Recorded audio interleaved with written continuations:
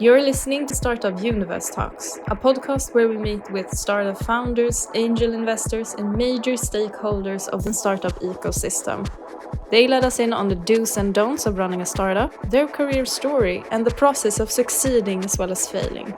In other words, everything of interest to startup nerds.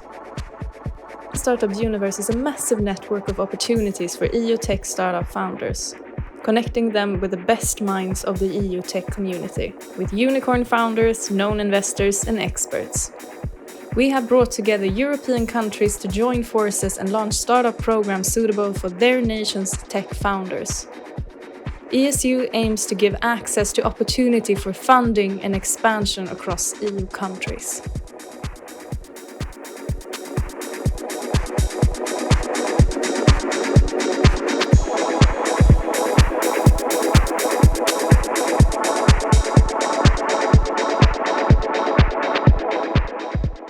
Welcome to Startup Universe Talks. I'm Maritza, and today I'm here with Juan Andrade, founder and CEO of Rebank. Welcome. Hey. Maybe we could just begin with, can you tell me more about Rebank?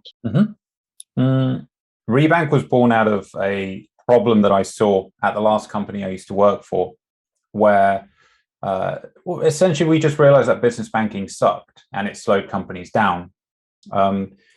It does so in two ways, which I'll cover before explaining it. The first is that financial data is hard for businesses to access quickly. And the second thing is that payments is also unnecessarily difficult or slow to make. So that's what we do. Rebank is a financial dashboard that helps companies manage their payments, but also see their whole finance stack in one place. Okay. How did you take it from idea to the first steps? Very slowly. And I think this is one of the curses of a first-time founder. I had the idea whilst I was working at a travel company called Secret Escapes. And I told my boss, I kind of tried to pitch it to my boss, who would be a customer. And he said, that's like, no one's going to buy it. That's the dumbest idea ever. And that I liked that because then that became a challenge for me to convince him. So it just started like that, by telling anyone that would listen to, like, hey, I have this idea. What do you think? I got feedback from tons of people at the company, some good, some not so good. But I built up my understanding little by little. And it took quite a while before I decided to venture out and do it myself. But before that, I realized that I didn't really have the finance skills to run a business, or I thought. So I decided to do an MBA. And I did one at London Business School. And that was both extremely helpful and extremely destructive when it came to starting a company, because you don't need an MBA to start a company. And in fact, it can kind of get in the way, especially early on. So yeah, that's sort of how it went from an idea to us starting something. Yeah. But what was it that you feel like can come in the way? Well, I don't know. Like, I think the MBA gave me a ton of confidence in my own abilities to just solve business problems, and that's extremely helpful. But it taught me about capitalism and how things work and why and so on, which again is useful.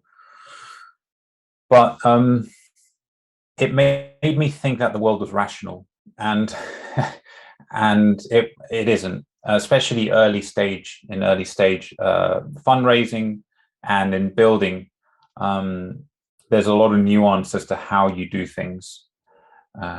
So like one example is like the MBA would teach you to create some kind of marketing plan and then go and do it.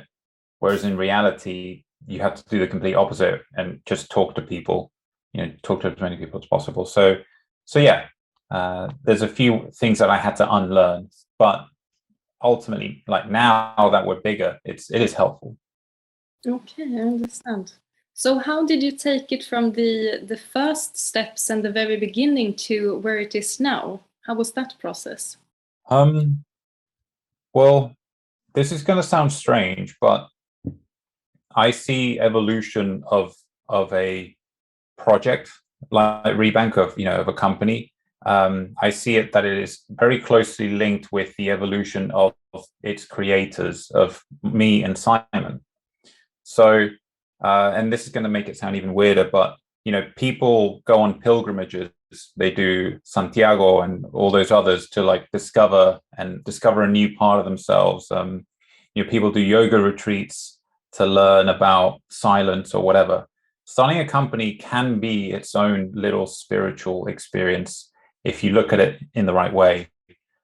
So like the way we took it from that to where it is today, it really boils down to Simon and me just being really, really like honest with each other and removing our sort of biases, removing, just getting good at things and not lying to each other when things went badly.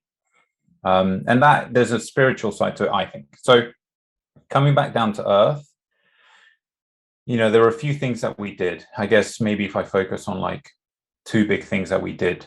One is that we realized that no one cares about your startup. So we looked for external points of validation, almost to sort of orbit around, these planets.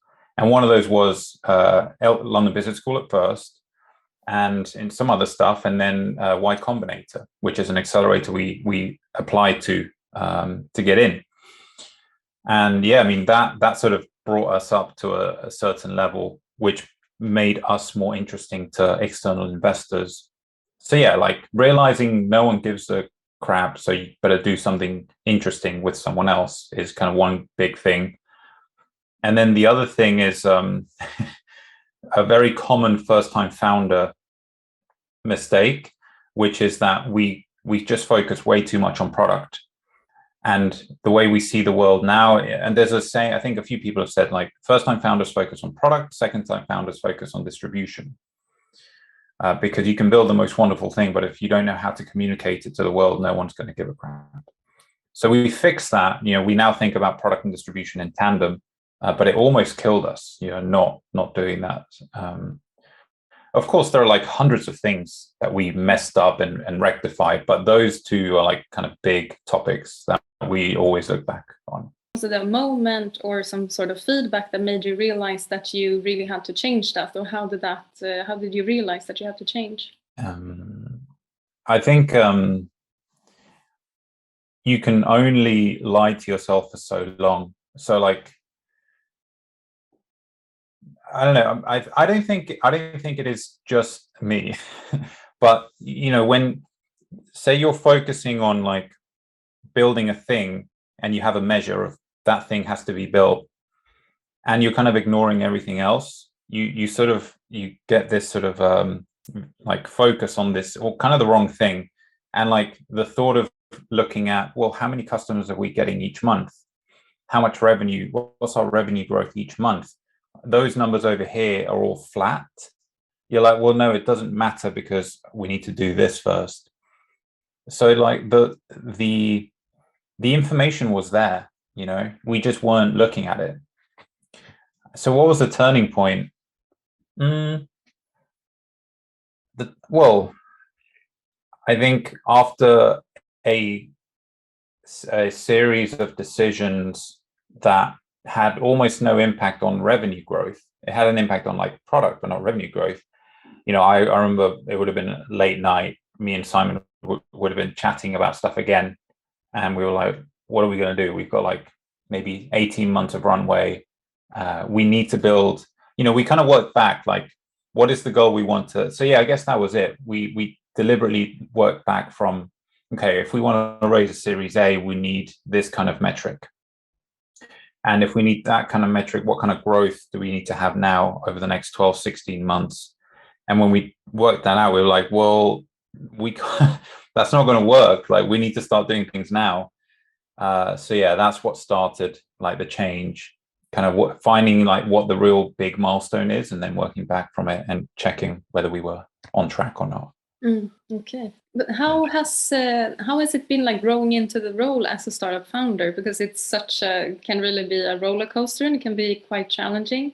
How have you adapted to that? Well, yeah, maybe that's why I mentioned the spiritual side, not in like a, not necessarily, I see religion and spirituality as separate things, but I mention it because, you go from, like, you have your responsibility of your job and your life.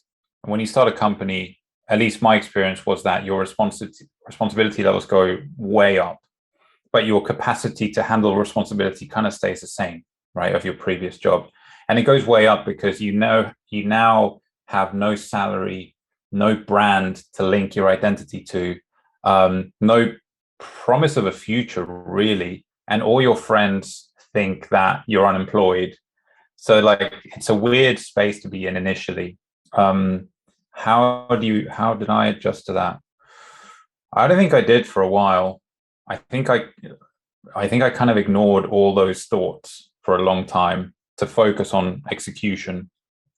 And little by little, I was able to, build up, I guess, the capacity to handle that responsibility.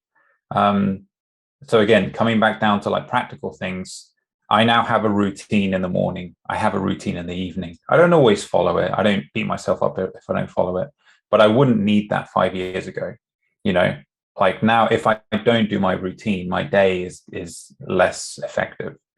And it's the usual stuff, like exercise, whatever, reading or whatever.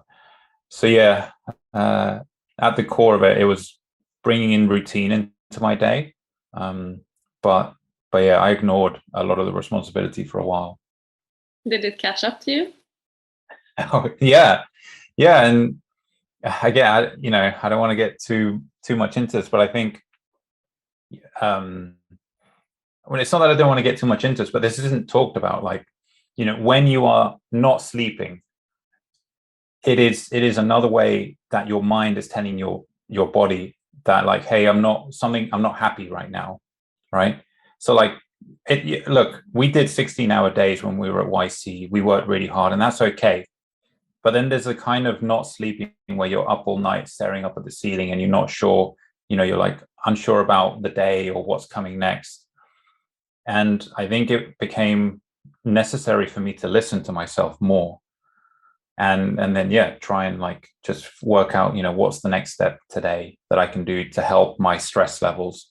So it could be as simple as like, one problem, which I ignored for way too long, is that we had no salary for 18 months, right? I didn't get paid for 18 months and I got into a serious amount of debt. And I remember a mentor kind of talked to me and was like, I can tell you're really stressed, what's going on? And I'm like, no, it's fine.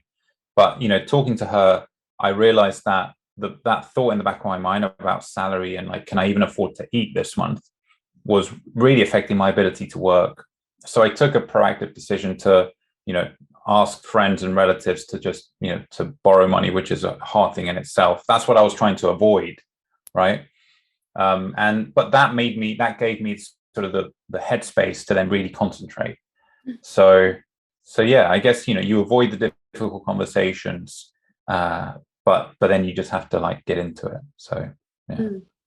Yes, it's not really that talked about, how mentally difficult and challenging it is to be in that position. And especially it's easier when you see people when they are already on the other side. It looks easy, but it's really, really difficult in the beginning. But as now you are established more, how would you describe yourself as a leader?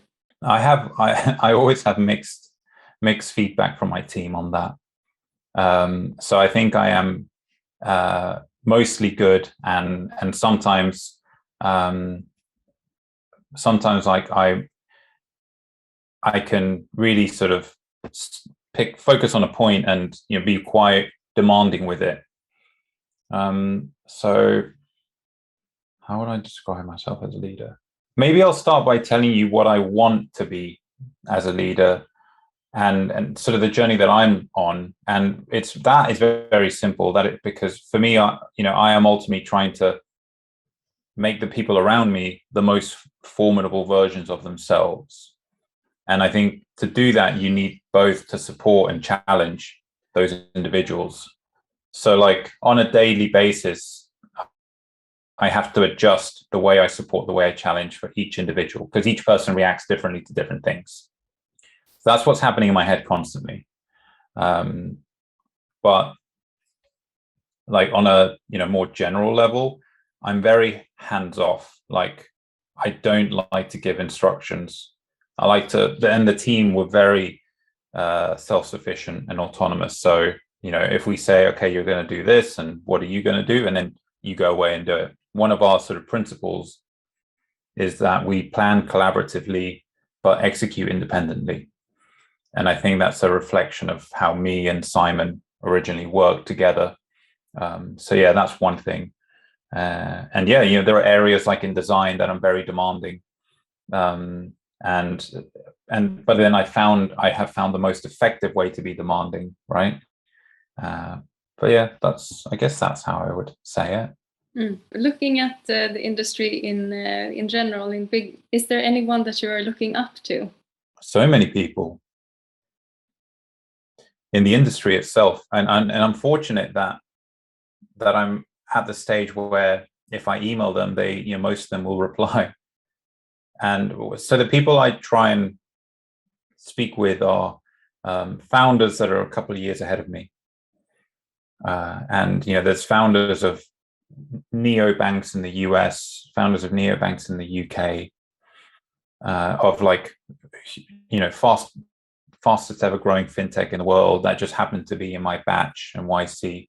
I look up to all of them, and when I can spend time with them, I do. And I'm actually meeting my old founder, from Secret Escapes that I work for next week. And I think it's something I never used to do. I never used to ask for help. And I do that a lot now because you can't do this on your own. No. So yeah, that's how, the people I look up to are the ones that really I go to for support. Yeah. Okay. Apart from starting to ask for help, are there other things that you feel like you are the biggest lessons that you've learned? Well, I knew I was being arrogant when I started the company, and I thought that I knew everything I needed to know. I knew it was arrogant, but but I did it anyway. So I knew that there was a gap, but I was just like, I'll figure it out. So yeah, I guess one of the lessons is related to that, which is just that having an immense self-belief in what I can do. And I wouldn't have been able to talk like that about myself 10 years ago. But with the confidence of further education, which matters to me, and then the constant sort of development of the business, growing the team and so on, my self-belief has grown. And yeah, so you don't have to be arrogant to have self-belief, I guess, is one thing I've learned. And then the other is to always ask for help, from others, which probably isn't obvious to the people that I work with, but so every now and then I'll share with them like conversations I'm having with CEOs or something, and you can see I'm like, how do you do this? I'm not sure about that, because it's really, I think the best kind of organizations are the ones that start from that sort of very honest base of like, I don't really know how to do this, but I'm going to figure it out. So yeah, that too. Those a few things there. Sorry, it's a bit muddled, but yeah, those are the things that I've learned. What do you hope that the future holds for Rebank? This is all about changing the way that people work. What we're doing doesn't exist at the moment, and that comes with its benefits and its challenges. The future for us will be one where a company doesn't even need a finance team. And to do that, you essentially need to change the way that people work, what it means to work, in finance or in a startup. So yeah, that's what we're going for. We want that to happen before 2030. And I don't think when it comes to a vision like that, it's not necessarily about mapping out every single thing that happens, but just thinking about maybe, a few principles. The first one is that we tend to underestimate what we can achieve in 10 years. And then the second one is, if we look back at, say, I don't know, 10 years ago, what was happening in this industry, what work meant, it was completely different, and it's changed in ways that we can't even imagine. So yeah, we want to hit it by 2030, and that's what helps us focus. I mean, it's a bit of everything is turned upside down. Do you think that people are a bit hesitant of that sort of change? I think in the short run, it is always met with doubt or hesitantness. But in the long run, it's going to be more beneficial. Automation is already happening. Population is stabilizing. So I think it's just bound to happen, and I think it's going to happen in finance first. So yeah, of course, but we don't actually mean no finance teams. It just means that the people that are in those teams are much more strategic to the business. But yeah, I think it's whenever you're doing something like that, you can't make an omelette without breaking some eggs. Has it surprised you that it didn't exist before? No, because we're building on top of all the innovation that's happened before us. So it's only really been possible since last year, really. 2018, theoretically, but last year is when it's all really been possible. So yeah, like this is now the perfect time that we can try something like this. So yeah. I want to ask you one more question before we wrap up, and you have touched upon it before a little bit, but I would like to ask you, what is your top 3 best advice for early stage startup founders? My advice is obviously tainted by my worldview and my background. So throughout the interview, I hope that some of that has come through to sort of add context to this, but it really all begins and ends with awareness.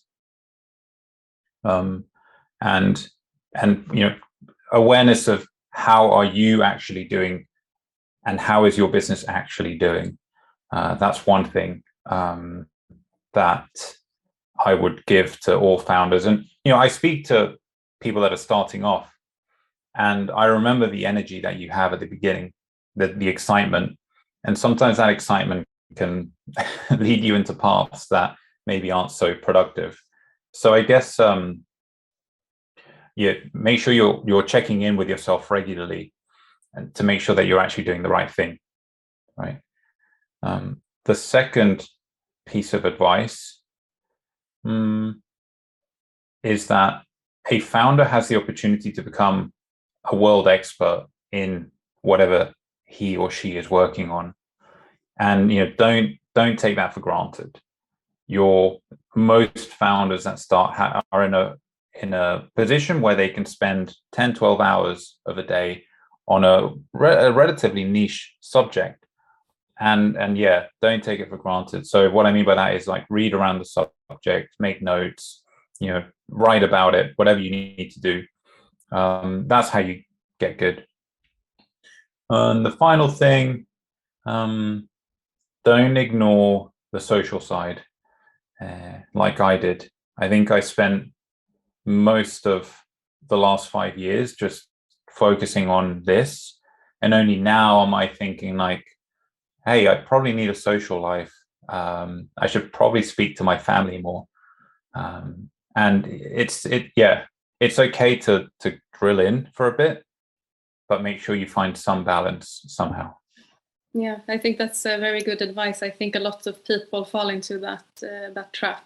Thank you so much for being here today. Before we wrap up, is there anything that you would like to add that you feel like we missed? No, really enjoyed it. Thank you, Maritza. Okay, well, thank you too. You've been listening to Startup Universe Talks. If you want to know more about us, go to thestartupuniverse.org and follow us on social media. Thank you for listening.